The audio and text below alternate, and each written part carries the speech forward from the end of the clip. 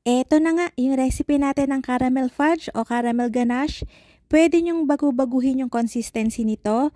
Paliwanag ko sa inyo mamaya kung paano. Yung ganito kalapot, ginagamit to pang filling sa mga gourmet cookies, pang chocolate bonbons, pang mga pies o kaya tart. Pwede rin sa mga bars kasi nabubuo yung consistency nito. Yung mga pang-coat ng cake ay mas malabnaw dito. Turo ko mamaya. Totoong caramel talaga to kaya sobrang sarap. So, gawa muna tayo ng caramel. Dito, meron akong 1 cup ng sugar and 1 teaspoon ng salt. Hayaan muna nating mag-brown yung ilalim niyan bago natin haluin. Hindi ko nga inedit yung video na to, hindi ko pinutol-putol masyado. Tinaasan ko lang yung speed para masundan nyo talaga. Same lang naman to sa recipe natin before ng caramel. Kaya lang, yung recipe kasi natin before, yun na talaga yun. Wala na tayong ibang ihahalo. Ito, may ihahalo tayo dito kaya medyo may binago tayo ng kaunti. Pinapa-brown ko talaga ng maigi yung sugar natin kasi naandyan yung flavor kung gaano katapang yung caramel na magagawa nyo. Kapag wala na nga kayo nakikitang buo-buong asukal, tsaka na tayo maglalagay ng 375 ml ng all-purpose cream. Hininaan ko yung apoy niyan para hindi magtalsikan. Nagpalit na nga ako ng brand ng all-purpose cream. Maganda pala to, hindi siya nasusunog katulad ng matagal ko nang ginagamit. Kaya kahit hindi na natin siya i-immersion blender, kapag katapos natin gawing caramel ay okay na siya. Ang galing nga. Haluin natin yan para matanggal yung mga nakadikit sa ilalim tapos maglalagay tayo ng 1 cup ng butter. Again, may adjustment to kasi nga hindi natin siya gagawing caramel lang talaga na sauce. Kaya meron tayong adjustment sa butter. High Cups buttercream ginamit ko, yung prime para mabango.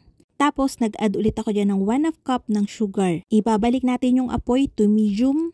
Tapos hahaluin natin yan once in a while. Papakuluan natin to kasi for 4 to 5 minutes lang. Kapag kainahon natin to, medyo malabnaw pa siya talaga compared dun sa caramel sauce na ginawa natin before. Nasabi ko na to dati, no? Hindi ako mahilig sa chocolate ganache. Pero pag itong caramel ganache ang binigay mo sa akin, may ako na mamapak, promise. Iba kasi talaga yung sarap niya.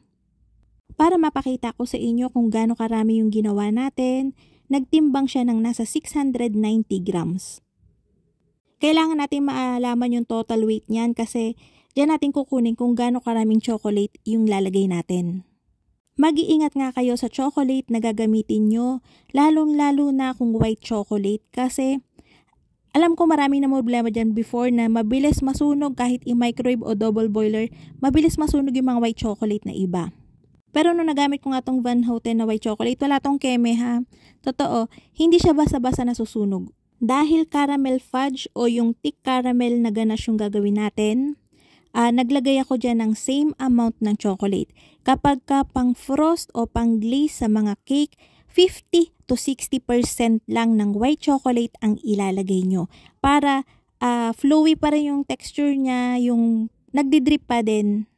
Kasi ito, kapag ka nirest mo talaga to ng overnight, buo na siya kinabukasan. Hinalo ko yung chocolate natin, mainit pa to talaga. So kapag gagamit kayo ng ibang chocolate, mag-intay kayo ng ilang minuto kapag ka hindi na masyadong mainit yung caramel nyo kasi may tendency na masunog yan. Huwag nyong gagayahin na ilalagay nyo kagad katulad ng ginawa ko dito kasi masusunog yung chocolate nyo. So, i-rest ko lang to for 2 hours sa fridge para mabilis siya mag-set and ipapakita ko sa inyo kung anong itsura niyan. Yan. Ito yung pinakita ko sa inyo na whip ko siya. Ito yung consistency na yun. Kapag ka ayaw nyo na siyang nung whip na stage, pwede nyo siyang i-microwave and babalik siya sa ganitong consistency. Yan, katulad nyo, nakita nyo masyadong matigas.